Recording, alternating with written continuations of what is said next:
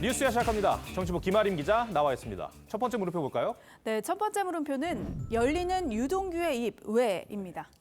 대장동 사건의 키맨 유동규 전 본부장이 김용 부원장 체포에 결정적인 진술을 한 것으로 알려졌는데 태도의 변화가 있는 겁니까?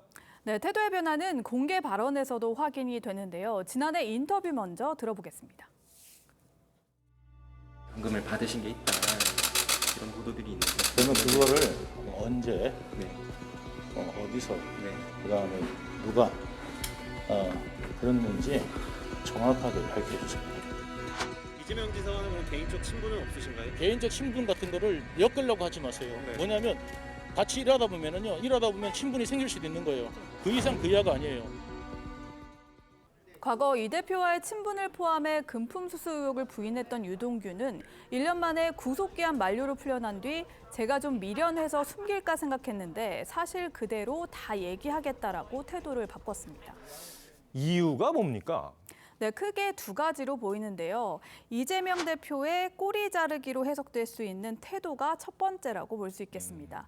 이 대표는 유동규 전 본부장이 최측근으로 알려졌는데도 대장동 사업의 핵심 인물로 지목되자 선긋기를 하고 김문기 성남도시개발공사 처장에 대해선 모른다는 식으로 대응해왔습니다. 해당 발언 보시죠. 가까운 사람인 건 맞죠. 그러나 저희가 정치적 미래를 설계하거나 수시로 무슨 현안을 상의하는 관계는 아니고 제가 그 실제로 하위 직원이라서 기억이 안 나고요. 그 사람들은 저를 다 기억하겠죠 당연히. 저는 그 기억에 남아 있지 않은 사람이었는데. 이들은 이 대표 변호사 시절부터 10년 이상 인연을 이어온 걸로 전해졌는데요. 이 대표가 호주 출장을 비롯해서 해외를 함께 다녀온 김 처장뿐 아니라 자신과의 관계에 대해서도 부정을 한 것에 적잖은 충격을 받은 걸로 알려졌습니다. 실제로 어제 재판 후 유동규는 기자들과 만나 의리 이 세계에 그런 건 없더라. 헛된 것을 쫓아다녔다는 생각이 든다면서 후회하는 모습을 보였습니다. 유동규 전 본부장이 입을 열기로 결심한 이유 중 하나가 이재명 대표의 선긋기다 이런 건데 또 다른 이유는 뭡니까? 네, 현실적인 이유입니다. 법조계에 따르면 변호사비를 포함해 자금이 바닥난 것도 영향을 미쳤습니다. 검찰 조사는 변호인 입회하에 보통 하루에 10시간 정도 하는데 최소 비용으로 잡아도 시간당 30만 원, 하루 300만 원 정도가 드는데요. 일주일에도 수차례씩 조사를 했기 때문에 한 달에 수천만 원을 변호사비로 냈을 걸로 추정됩니다. 실제 유 씨는 기자들과 만나 정진상은 빚도 없이 아파트를 얻었지만 자신은 빚이 더 많이 남았다면서 가족도 못 지킨 게 바보 같고 후회스럽다고 했습니다. 네. 첫 번째 물음표 정해볼까요? 네, 첫 번째 물음표 열리는 유동규의 입 왜의 느낌표는 진실의 문은 결국 열린다로 하겠습니다. 네.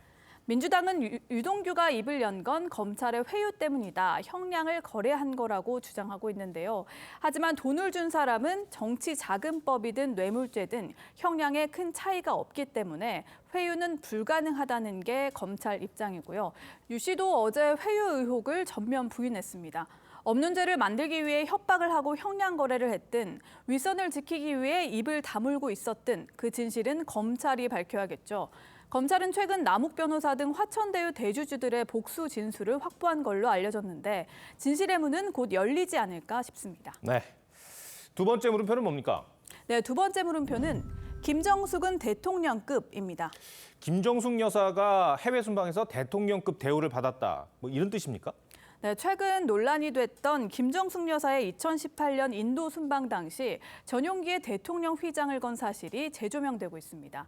순방 당시에도 지적이 있었는데요. 청와대는 국빈급 예우로 대표단의 성격을 보여주기 위한 거라고 했었습니다. 대통령 표장에 대한 공고를 보면 대통령이 탑승하는 항공기에 사용한다고 되어 있는데 대통령이 타는 전용기라고 봐야 할지 대통령이 탑승한 경우로 봐야 할지 해석의 여지가 있었습니다.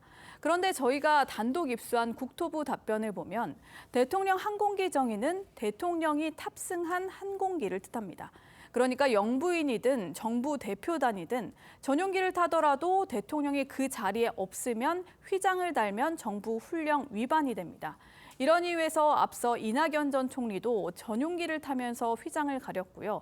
해외 사례의 경우 미 트럼프 전 대통령 부인 멜라니아 여사도 단독 순방 당시 대통령 휘장 대신 공군 휘장을 걸었었습니다.